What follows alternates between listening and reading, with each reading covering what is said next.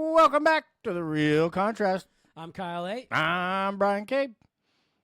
From homes to hearths, we bring the keys to success. All right, so we're talking about dual agency today, and I want to start off with the thought process that perception is everything. Right.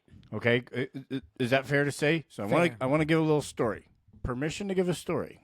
Please speak. I credit Eddie Murphy and his stand-up comedy for this one. A bear and a rabbit are shitting in the woods. The bear looks over at the rabbit and says, "Do you have problem with poop sticking to your fur?" And the rabbit says, "No." So the bear picks up the rabbit and wipes his butt with him. Right. I don't think that's what the rabbit thought he was saying. Right. Do you have problems with... Yeah, that's a good one. All right. So... All right. We're going to talk a little bit about dual agency. Dual agency, well, let's break this down. What is dual agency? Yeah, so dual agency is when a brokerage is representing both buyer and seller. Okay.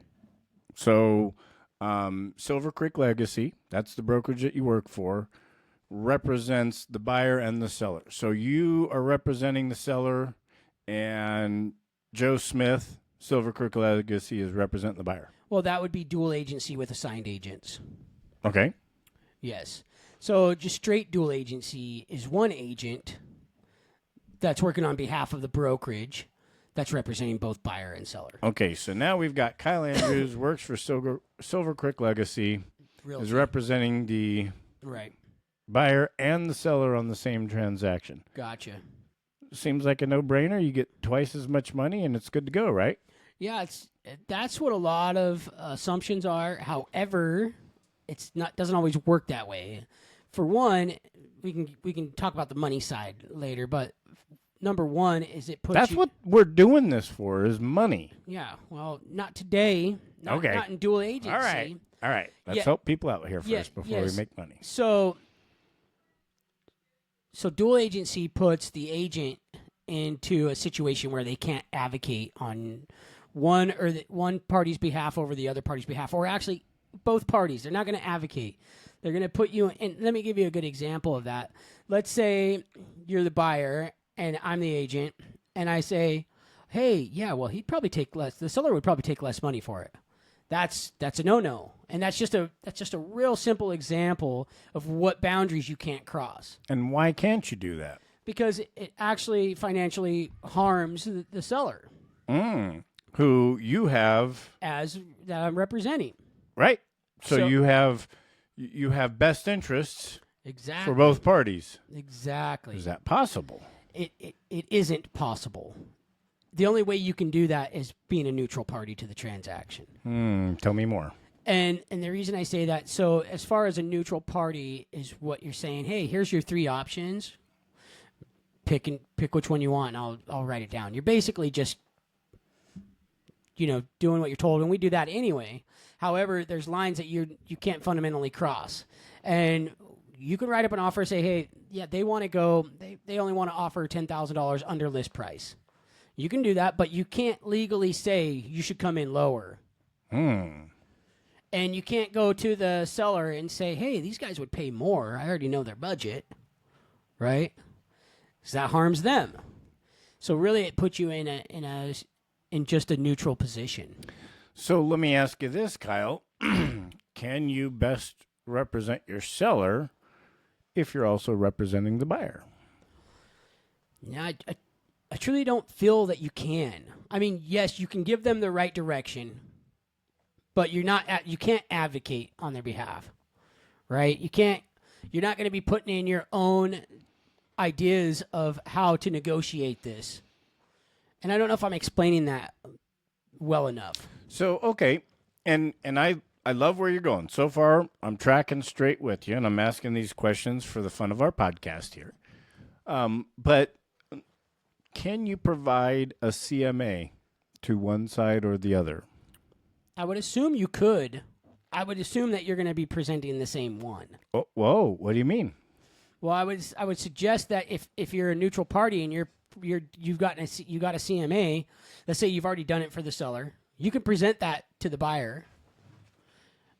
Or you would do another CMA and you would be presenting them to them both. So,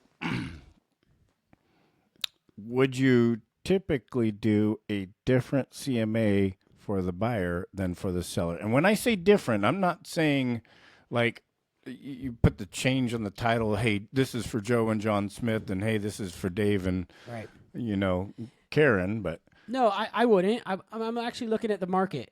bingo, and that's why I asked that, because we can still provide information Absolutely. to both parties Right. in a neutral form, Exactly. right? And really, isn't that what a CMA is? Yeah. It should be, at least. Absolutely. It should be a non-biased representation of what the market analysis says. Right. Not, hey, I'm representing the buyers and I'm going to make this CMA look low. No, you should tell the buyers exactly what your CMA says. And if you are advocating on their behalf and you are coaching them and giving them, you should do this, then ultimately, yeah, you could go, well, Absolutely. I see that the CMA comes out at 450. They've got it listed at 425.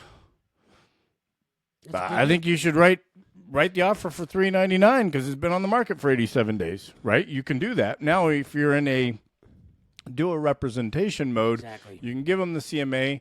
You can tell them that it's been on the market for 87 days.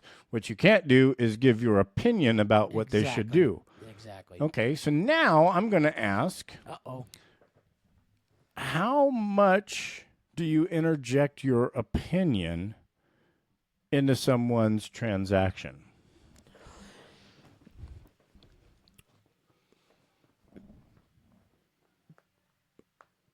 Okay, I'll interject my experience Okay. in someone's transaction. Like, hey, look, this has happened before. We've done this.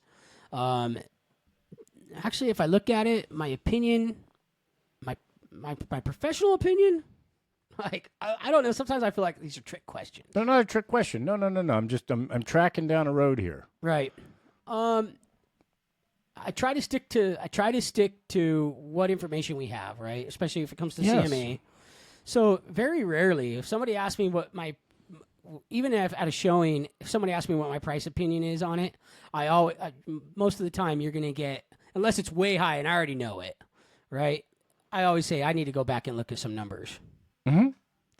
So let the market even tell me. if you're not representing the seller and you're taking your buyers through a house, you're going to tell them, hey, you know what? Absolutely. I'm gonna get you some more proven data. Right. Before I open my mouth anymore. Exactly. Right? Okay. So how many times, I mean, obviously we've worked with first-time home buyers, lots of people that may have less experience in it, but how many times has a agent or a client come to you and told you what they wanted to do and didn't give a squat about your opinion? Lots of times. Okay. So yeah. Ultimately, we can still provide a level of service that is professional. We have the information. We have the data to be able to pull a CMA regardless of whether we represent the buyer side or the seller side. It should be a comparative market analysis, whoever I'm giving it to. No, I agree with you. I shouldn't be embarrassed by that. I think I don't think I do 100% agree with you. Yeah. Now, I don't think my mind has kind of changed to a certain degree when it comes to the new structure of our purchase and sales where we're putting in our commissions. Okay, and that's where we started this conversation off air. But just before we go right down to that question, because I promise you we're gonna talk about that. Yeah. Okay. When we're talking to a buyer and a seller, and we're having the same conversation about the house, I'm representing both sides. We're in limited dual agency, where I'm representing both sides, buyer and seller, and the buyer comes to me and says, okay, well, I want to write an offer for this amount. What do you think? What's your response? Is it in line with the CMA? Is it so we're in dual agency, right? Dual agency, buyer wants to write an offer. They come to you and say, what do you think? Well, I'd say I don't know what I'd say. Well, at that juncture in I don't time, know. that's asking for your opinion, Yeah. correct? Yeah, absolutely. And so, in a lot of instances, okay, here's the way that I look at this. Especially when it comes down to a buyer who's getting ready to make a decision, whether it's first-time home buyer or we're buying their 30th coffee stand of the year. Okay, the client has to be comfortable with what they're doing, Absolutely. and so I take a lot of buyers down the same journey, and you could probably use it for dual agency. Okay, well, Kyle, you're asking me how I think $399 of an offer is, but ultimately, this is your house that you're going to be living in, and this is your decision that you're going to be living with if you don't get that home. Right. So I've given you the market analysis, and based off the market analysis, I'm going to ask you how you feel that decision is. There you go. No, that's perfect. That's perfect. And then they're going to say, well, it's too high, it's too low, or I'm just testing. And if I'm advocating for them, then I can go, well, cool. Okay. Just so that you know, when you write this offer and it's too low, there's a possibility that someone else could come along. Yeah. And we'll go shopping for something else. That's fine. But I could also say that with dual agency, because that's the exact thing that could happen. Look, I've done my market analysis, and I've even told people, I've given the same analysis to you that I'm giving to them. Absolutely. Okay? And at the end of the day, you need to sleep with yourself. Yep. So, Mr. Buyer, if you wrote this offer today, this is my favorite one. You're in you're in a multi-offer situation. Okay?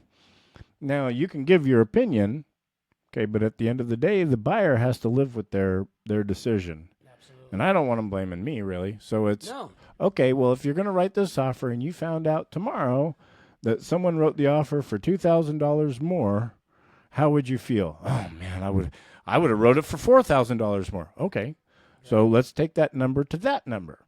$4,000 more, you write that offer tomorrow, you find out that someone beat you out by $1,000.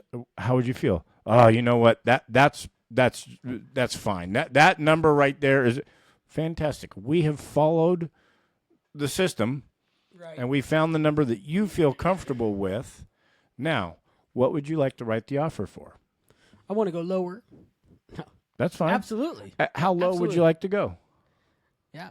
A lot. And if I represent you, I'm giving you the same information. I'm Yeah. walking you through that same thing. Okay, so I do believe that you can represent both sides. You cannot advocate both sides. And if someone is laying on you and says, Kyle, I need your opinion, I need you to tell me what to do in this situation, you cannot Right. represent both sides. Exactly. That is a non-dual agency. You need to work with that client in a single agency format. Yeah, so it wouldn't be, hey, are they willing to drop the price? And you're not. You don't have no answer. Well, you have to put that in contract and see if they're willing to drop the price. That's the answer that I'd give. And I mean, ultimately, do you know if they'll drop the price? Maybe they told you, but have they put it in writing? Exactly. Well, that's a conversation that happens all the time. And my response to that would be, it's possible. You don't know unless you ask. Right. No, nailed it.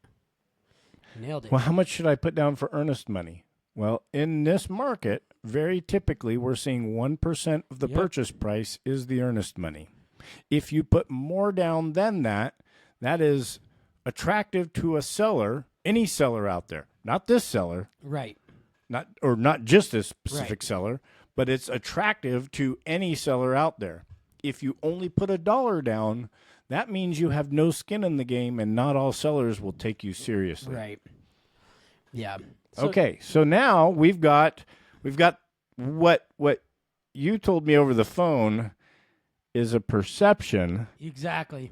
that something has changed. No, nothing's changed Since August 18th. It has changed. It has actually changed How so? because now There have been changes, yes, because but now we're negotiating a price, a commission in a purchase and sell. Before we were not. Before we would have our commission just in a buyer representation. Negotiated. Fair enough, but not. It was so if you're the seller, you've negotiated what you were selling with, what you were paying commission with your listing agent or your listing brokerage. 27%. Now that's such a hard number to split, though. 20%. But now, when we put these numbers are for fun, they're not what we offer. We're not suggesting compensation agreements are specific to any brokerage. But now, when we're looking at it, right in the purchase and sell, it's saying, "Hey, we're writing this offer, and we're asking you to pay our buyer's agent X amount of dollars." Okay. So now, if you go into dual agency, where is that? What would you do in that situation? Well, you guys agreed on. Would you fall back on your seller representation? So let's, for the sake of this argument, you have been working with the sellers obviously longer than. Well, I don't know if it's obviously longer, but you've sat down at the table and you negotiated the sellers' commissions that they're going to pay. Are they willing to pay buyers compensation? Yes. Okay. Are they willing? Are they willing to pay less than what you have an agreement for the buyers? I'm sure anybody is. No. I'm saying, and I'm not asking specific numbers, but you have a buyer's agency over here with a number on it. Yes. And you have a seller's over here with a number on it. Do they match, or is the seller's offering less? Well, that's just it. Well, they could match, but what I'm saying is, the conundrum for me isn't about what they are. It's that now you're coming in. You have to ask. You have to Who's asking? You have to put it in contractual form. Your buyer. Okay. Your buyer is asking for you to pay the commission. So if you come back and say you had an agreement at 6%, we'll just say 6%, right? Whatever. Sounds like a random number. And it was split. It was split down. It was split evenly for buyer and 2.5 and 2.5 and listing. And yeah, exactly. Or 5%, whatever. Quit messing with me, Brian. 10 and 10. And now you're negotiating in that purchase and sell agreement for the who's negotiating? The buyer. The buyer's negotiating for you to get paid. I'm getting myself confused. Okay, let me help you. Yes, please do. You sat down in a listing, and I'm going to put it in my words, obviously. Yeah, obviously. You sat down in a listing presentation, and you said, seller, you're going to pay X amount of commission. Right. Okay? And, in our new day and age, when someone writes an offer, the buyers are able to ask for commissions for their agent. And then you sat down with your buyers maybe before they ever went out. I don't know when it happened, but you sat down with your buyers and you said, okay, Mr. and Mrs. Buyers, when I represent you, right, I get paid X amount. And they agreed upon that. So there's two parties that have, outside of influence based on you and your representation to either one of them, you've had talks with them that were, this is what you're going to pay me if I do the job. Right. And you showed the buyers the home, and ultimately at the end of the day, just like when it comes down to choosing what purchase price, it's the buyer's decision what they ask for compensation to be paid to their agent. Right. Now, if you as a buyer's agent say, I take 1/32 of a percent, okay, and the buyer writes the offer for 1/32 of a percent, that's not you negotiating against your seller. That's the buyer. The buyer agreed to pay you for your services. Right. Okay? Yeah. And the buyer, what is not stated is how that is going to get paid until they're negotiating, right? So the buyer absolutely could still pay you the remaining 2.68% out of his cash, right, and the 0.32% comes from the seller.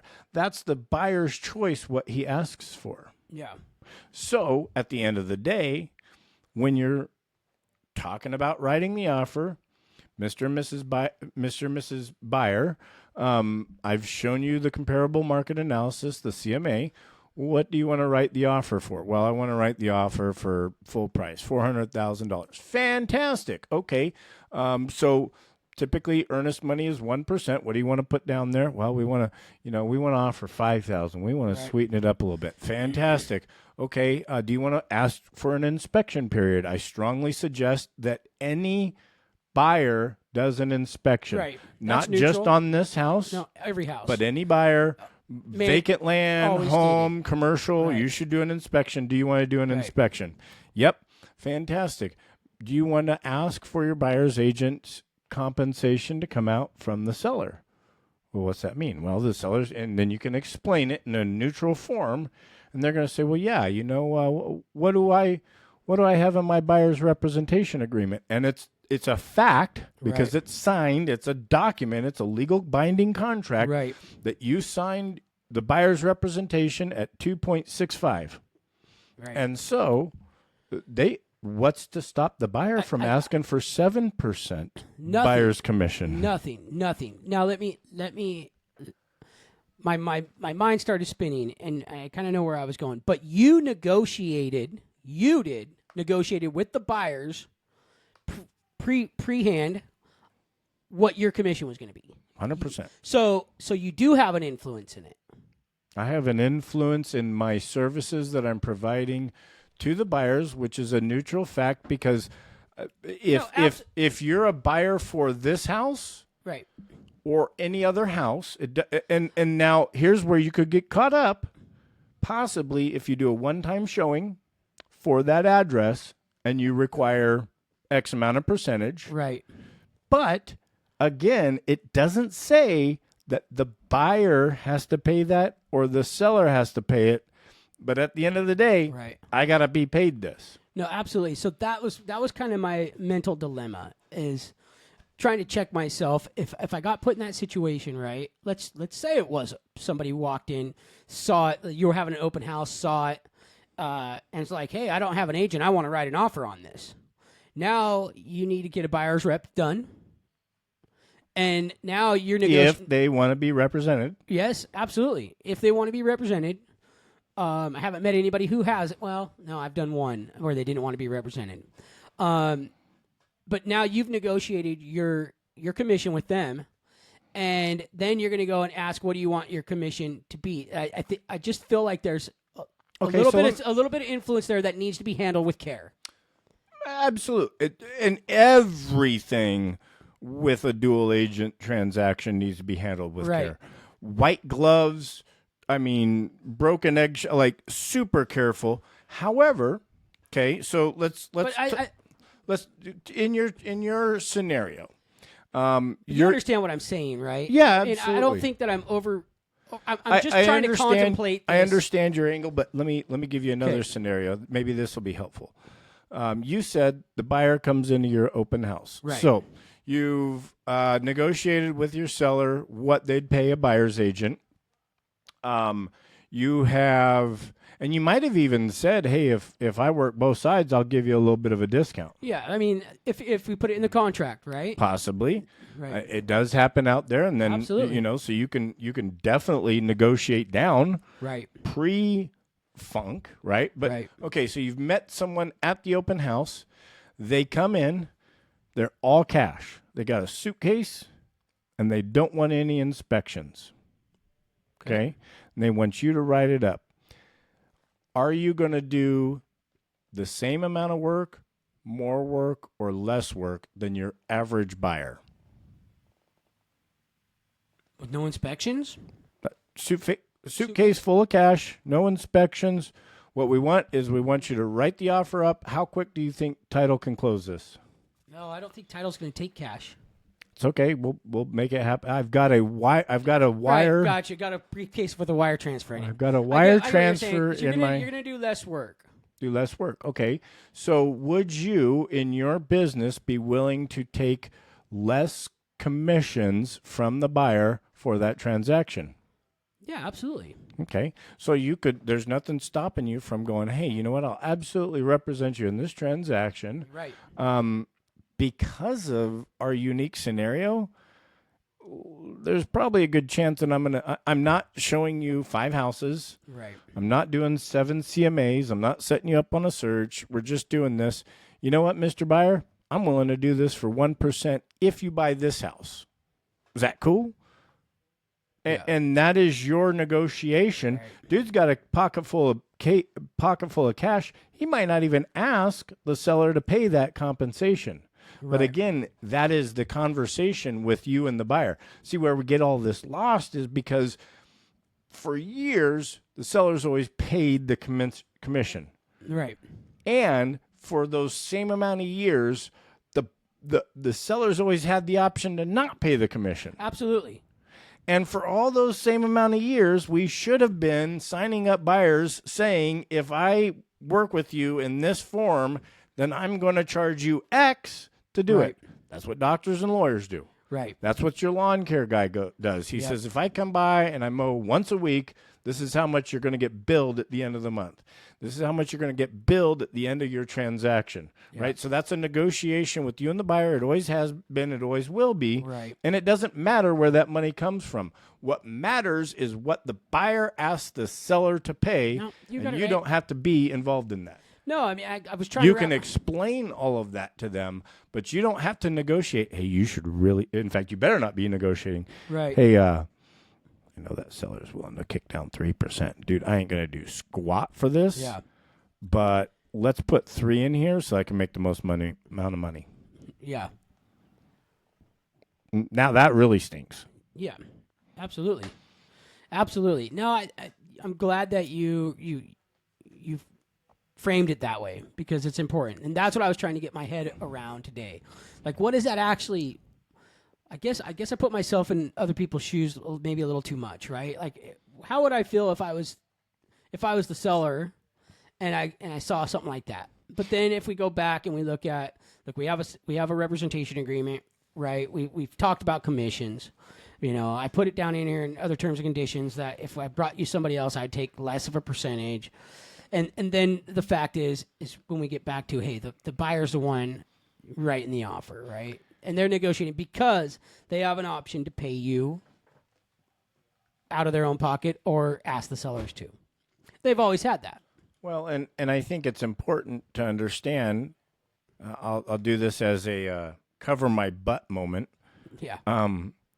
The difference between can I and should I? Absolutely. So if something I've said doesn't sit well with you, then call up another agent in another brokerage, give them a referral fee, and let them do the paperwork. Oh, absolutely. Let them represent. Like, if you're not Absolutely. feeling good about it, you're empathizing with the seller, or most importantly, if one of your clients doesn't want to take part in that, Right. Oh, absolutely. then that doesn't happen. Absolutely. But at the end of the day, you can definitely be a agent for both sides. You just can't be necessarily a fiduciary for both sides. Absolutely. And that's where you need to know your clients. Like, I've got plenty of investors who, I mean, they might ask what my opinion is, but I think it speeds up in between the 6 inches between their ears. Right. When it comes, man, if I were you, I'd offer full price. Sounds great.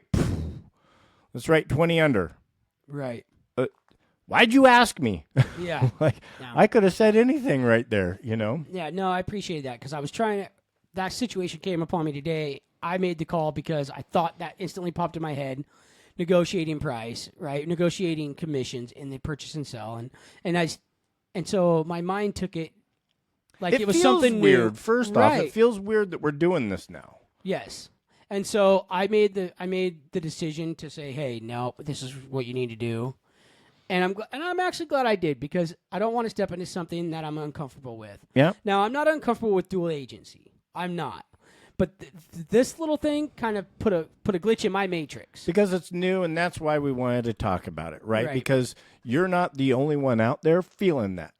I mean, one of the 5 subscribers that we have might have that same pain, and we can help them out. And you know, it's not a pain. It's just more of I want to put a little extra thought into it, and I overthink myself. And everything you said was absolutely, I agree with 100%. I mean, you're absolutely not wrong. Even if I wanted you to be wrong, you're not. So, and I appreciate that. That means a lot to me, and I'm glad that we can have this conversation, even if it makes me look a little, challenged. But I still needed to work through it in my mind, and sometimes having somebody else here with a different wording really helps bring it home. We're all winners here, except for, who is the loser? Who? The rabbit. Yeah, because he ended up being toilet paper. Boom shakalaka. All right. Right on. Another great episode. Love you, brother. For another episode, peace.